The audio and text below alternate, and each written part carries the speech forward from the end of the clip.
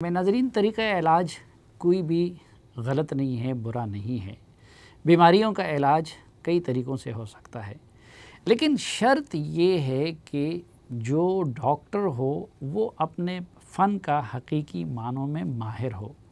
तो इस सेगमेंट में हमारे साथ मौजूद हैं डॉक्टर ग़ुलाम साबिर साहब, और डॉक्टर ग़ुलाम साबिर साहब 30 साल से इटली में प्रैक्टिस कर रहे हैं और यूरोप के मायनाज डॉक्टरों में समझे जाते हैं। उन्होंने होम्योपैथी में पोस्ट ग्रेजुएशन किया था इंग्लैंड से, और कैंसर पे उनका थीसिस था।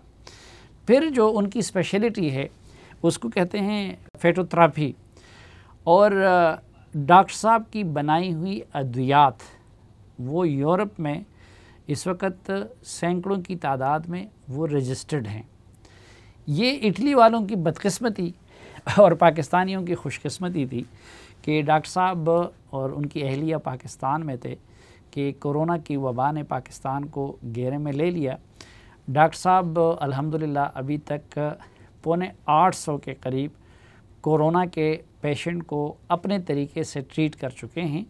तो इस सेगमेंट में हम उनसे जानेंगे कि होम्योपैथिक में क्या इसका इलाज है या नहीं है, और अगर है तो मरीज़ों को क्या कुछ करना चाहिए। बहुत शुक्रिया डॉक्टर ग़ुलाम साबिर साहब एक मरतबा फिर हमें वक्त देने के लिए। और सबसे पहले तो ये जानना चाहूँगा कि अभी तक कितने पेशेंट को आप ट्रीट कर चुके हैं? देखिए, जो मैं ज़ाती तौर पे देख रहा हूँ अपने टेलीफोन पे, वैसे जो आए हैं तो 780 तो देख चुका हूँ। क्लिनिक पे बेशुमार है, दूसरी मेरी टीम देख रही है।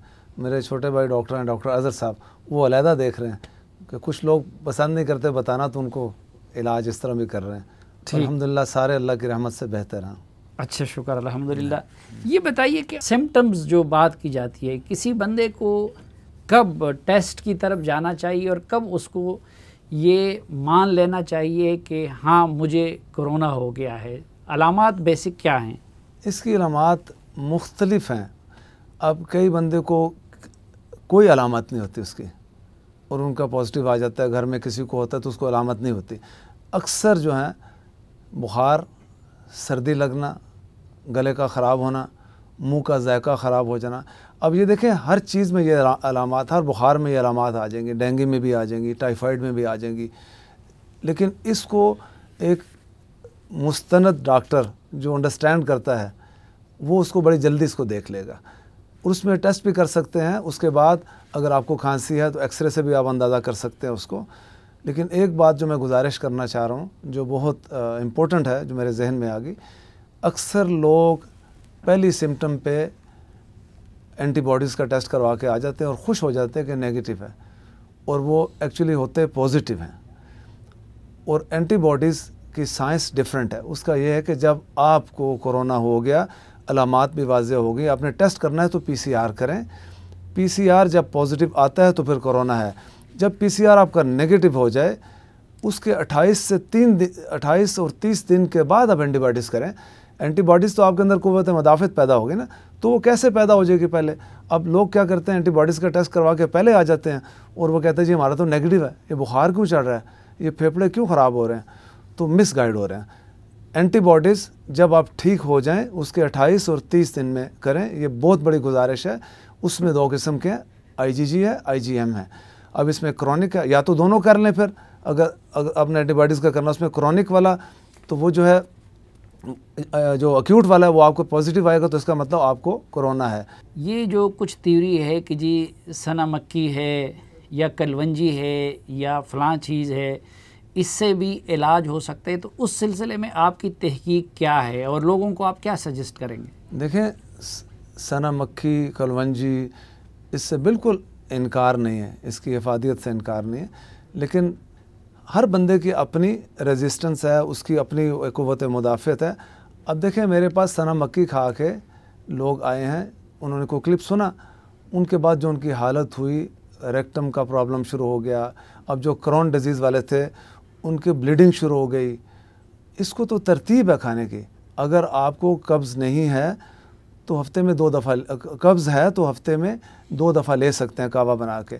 अगर आपको कब्ज नहीं है, नॉर्मल आपका स्टूल इस तरह ही पास होता है, तो आप इसको नहीं खा सकते बगैर डॉक्टर के पूछे। यानी मैं आपकी बात से ये नतीजा अखज़ कर सकता हूँ कि ये चीज़ें मुफीद हो सकती हैं, लेकिन सेल्फ मेडिकेशन नहीं करनी चाहिए, खुद नहीं खानी चाहिए।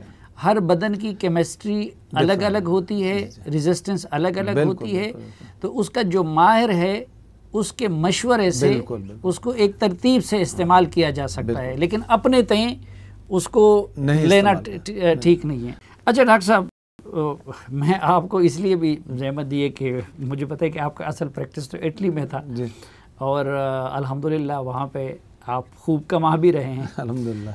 तो आप इधर कोई काम वो बाज़ारी उसके लिए नहीं करेंगे। ये बताइए कि ये हेमोपैथिक मेडिसिन में या यूनानी मेडिसिन में, जो जिसको हम तिब्बी यूनानी कहते हैं, उसमें कोई ऐसी अद्वियात हैं कि जो या तो आपको प्रोटेक्ट कर सकें इससे, और या ये कि वो इनका इलाज हो? जी, अब पहली बात आपने की कि इसके साइड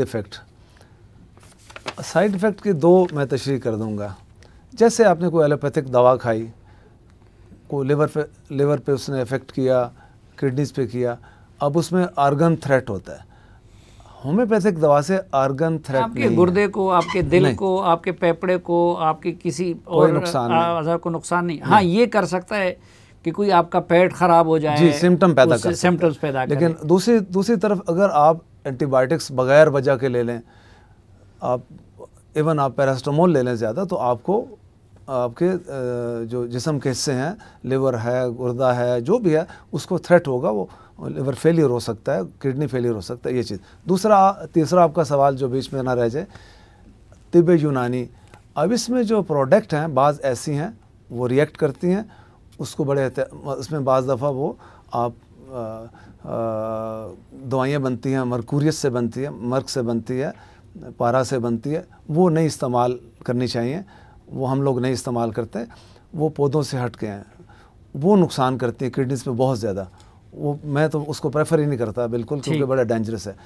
दूसरे पौधे जिसको आप इटालियन में फिटोथेरापी बोलते हैं और इसमें फिटोथेरापी बोलते हैं, ये जितने भी दुनिया के अंदर पौधे हैं, पाकिस्तान में भी बेहतरीन है, इटली में भी हैं, स्विट्ज़रलैंड में भी हैं, तो उसमें ये है कि उन पौधों का कोई नुकसान नहीं है, लेकिन उसकी डोज को अपनी मर्ज़ी से सेलेक्ट मत करें।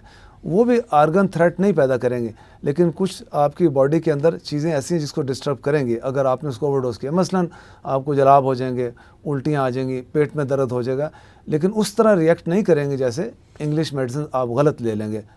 अच्छा, इलाज तो जिस तरह कोई मखसूस दवा अभी तक ना एलोपैथिक फील्ड में सामने आया है ना हेमोपैथिक में।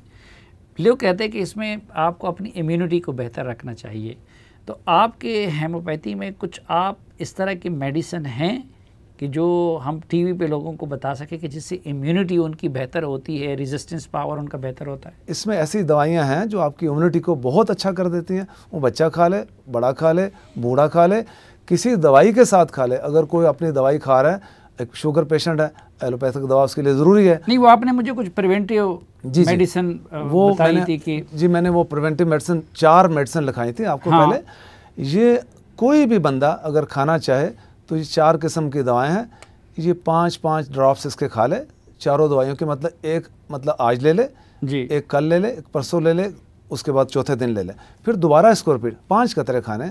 हाँ। इससे आपकी इम्यूनिटी बढ़ जाएगी। पाकिस्तानी मार्केट में आम मिल जाएंगी आपको, आम मिल जाएंगी।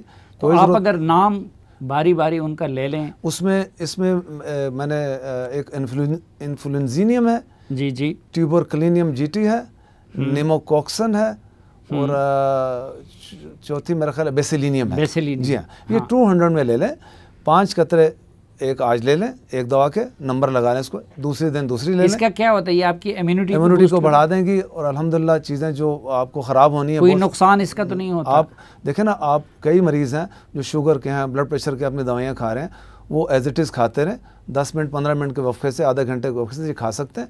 इससे पहले तो इतनी ये अपना जो उनका पहले से अगर वो जो रूटीन की इलाज कर रहे हैं वो करें, शुगर की दवा ले रहे हैं, बिल्कुल लें, कोई मसला नहीं, प्रेशर की ले रहे हैं, कोई मसला नहीं। जो एलोपैथिक मेडिसिन है, इलाज है, उसने नहीं छोड़ना, नहीं छोड़ना, उसके साथ इसको बिल्कुल नहीं। ये तो आम पब्लिक के लिए है। हाँ। आप इसको खाएं, इससे जो इसका फैलना है वो बंद होगा, उससे इम्यूनिटी बेहतर होगी, और नुकसान तो नहीं है इसका ना। अब खाएंगे तो अल्लाह की ज़ात से उम्मीद है कि इससे आपको लगेगा नहीं, लगेगा भी तो जल्दी। अच्छा, ये CRP का भी आपने जिक्र किया इसमें था। देखें ना, जब आपको कोरोना हो गया तो इसमें आपके वो फेफड़ों में इफेक्ट करेगा। अब जो गुर्दे के मरीज़ हैं तो गुर्दों में इफेक्ट करेगा।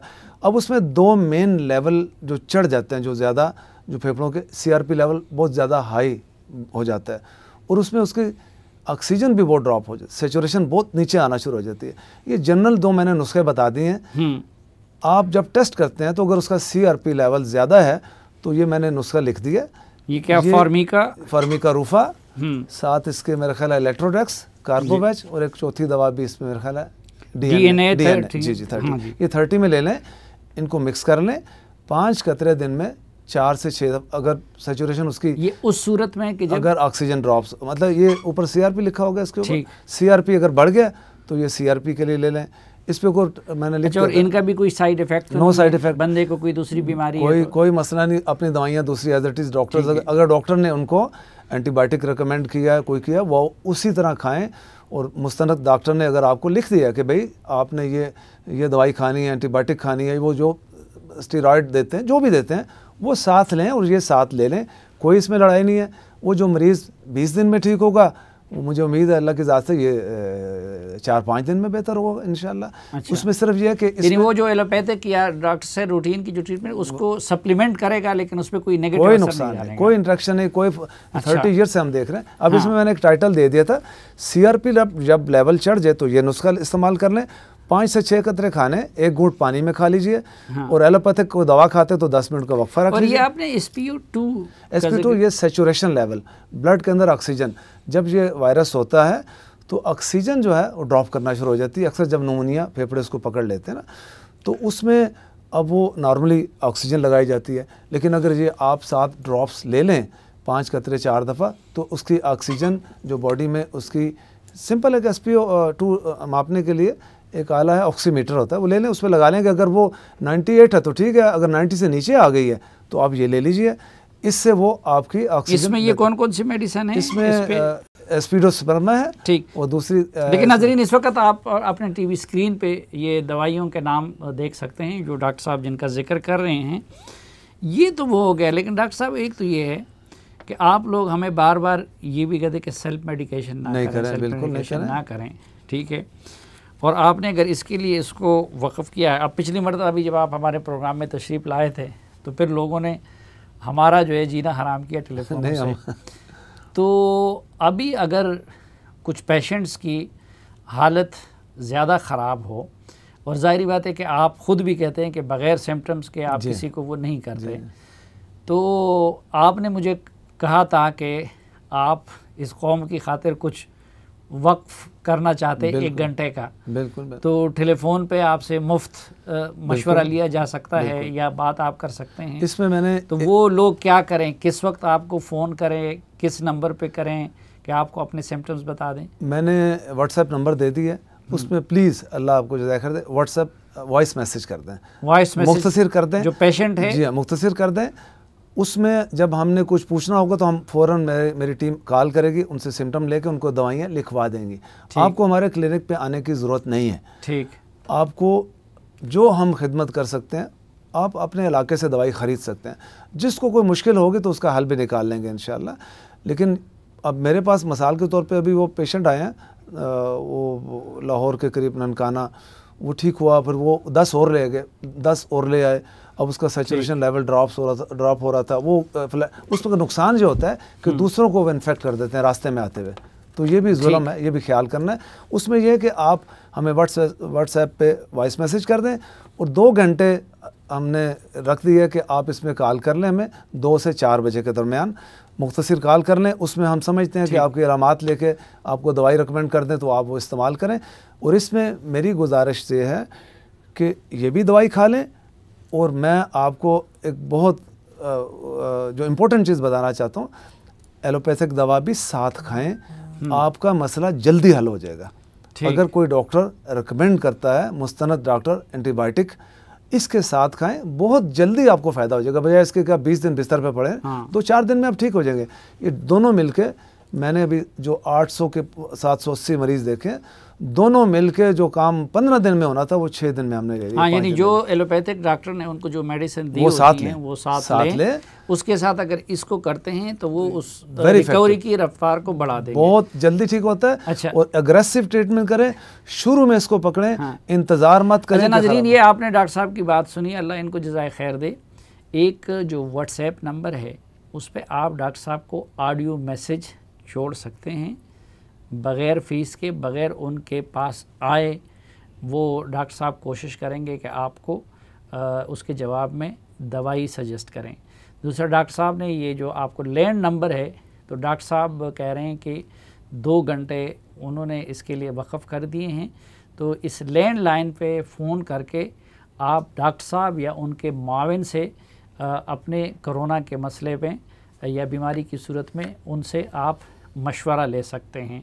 तो डॉक्टर साहब, ये और भी अर्ज़ कर दूं, खाली कोरोना नहीं, और भी कोई मसाइल हैं तो इंशाल्लाह हम हाजिर हैं। इन दिनों में हम टेलीफोन का तो जवाब देंगे। हाँ। ये खाली कोरोना, इसके अलावा कोई और उनको मसला है तो हम हाजिर हैं इंशाल्लाह। तो अल्लाह की रज़ा के लिए हमने टाइम दे दिया इंशाल्लाह। ठीक। तो इसमें यह है कि फिर गुजारिश से है, सेल्फ मेडिकेशन नहीं करें। ठीक। और सुनी सुनाई बातों पे इसका नुस्खा उसका नुस्खा मत इस्तेमाल करें। ठीक। और तीसरी बात, ये जहन से निकाल दें कि होम्योपैथिक दवाई इफ़ेक्टिव नहीं है, या अपने हमारे जो पौधे हैं या फिटोथेरेपी इफ़ेक्टिव, मतलब ये इफ़ेक्टिव नहीं है। ये बहुत इफ़ेक्टिव है। जिन लोगों ने खाएं अल्लाह की रहमत से उनको फ़ायदा हुआ, और इसको एलोपैथिक दवा के साथ भी इस्तेमाल। बहुत शुक्रिया डॉक्टर साहब, अल्लाह आपको जज़ाए खैर दें।